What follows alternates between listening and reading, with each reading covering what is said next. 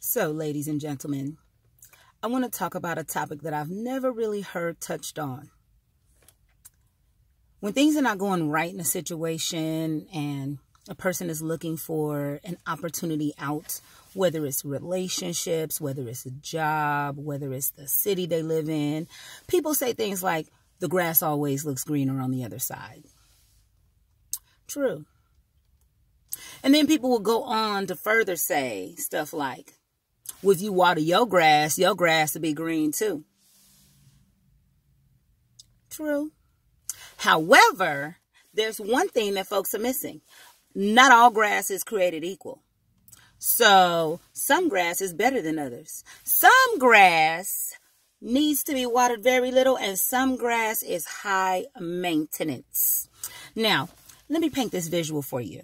I grew up in South Central Los Angeles on the corner of 113th and Dinker, and we had good grass. My grandparents purchased this house in the 1950s, and that grass has never had to be replaced. That grass has survived several droughts, several earthquakes. I mean, I ain't never heard of grass needing to be replaced due to an earthquake, but I'm just saying it has survived several earthquakes. It survived El Nino. It survived times with no water and times with too much water. That grass took a licking and kept on ticking. That was good grass. Now, some of the neighbors, however, didn't have such good grass. Some of their grass died. They had to dig it up. They had to lay sod. They had to lay seed. They had to weed and feed. They had to fertilize. They had to put manure, all type of stuff. We never had to do that with our grass. You know why? Because we had good grass. We had low maintenance grass. Grass that was worthy of watering. Because when you put a little bit of water, you'd receive back from that grass all the green you ever wanted. You saw that your water was being utilized by the grass. It wasn't just sucking the life out of the water. You know, it wasn't just swallowing it up and giving nothing back in return. It was giving beauty.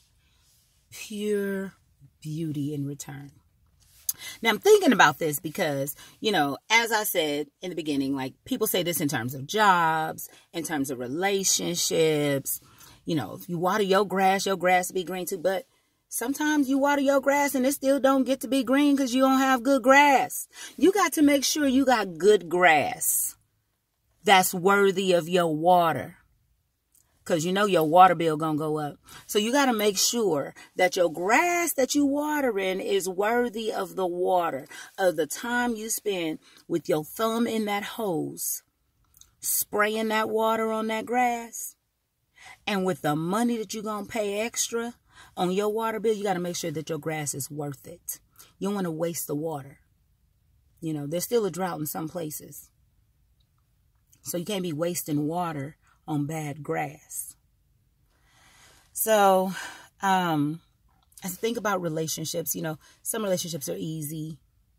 You know, you've been in relationships with people, you know, there are no struggles. They can focus on each other, just loving each other. And then you have some where a person is struggling to keep a job, struggling to pay the bills, having to work 2-3 jobs to pay the bills, don't have time, child support payments. I mean, check in with the parole officer, all type of stuff. And you can water that grass if you want to. And I mean, all grass should deserve to be watered. I mean, all grass lives matter, kind of. But it don't have to be my water that's going on all types of grass. Now, I'm going to be honest. I tend to gravitate towards those grasses that require a lot more water than others. I mean, me and those grasses gravitate toward each other for some reason. And I have a hard time giving up on grass because I understand that, you know, when you give the time and attention, I've always been one of those who bought into the, if you water your grass be green too philosophy. But in my old age, now that I'm in my 40s, I'm just not so certain that I want to invest the time with my thumb in the hose or the extra money on my bill to water grass that's not that good grass that I grew up knowing.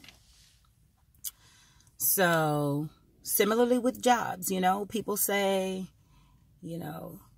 Kalisha, you move around jobs a lot. Yeah, I do. 'Cause some jobs ain't worth my thumb in that hose. Because the time is going to pass regardless. And either the time could pass with me being happy or the time could pass with me not being happy. And I choose to not allow too much time to pass with me being unhappy at a job, in a relationship, in a friendship. Like, I try to invest the time in an educator. Okay? So I believe in people. I believe in people's ability to turn things around. I don't judge people right off the bat for mistakes that they may have made in their past. I want to give people a chance. I'm one of those people who tries to give people a chance.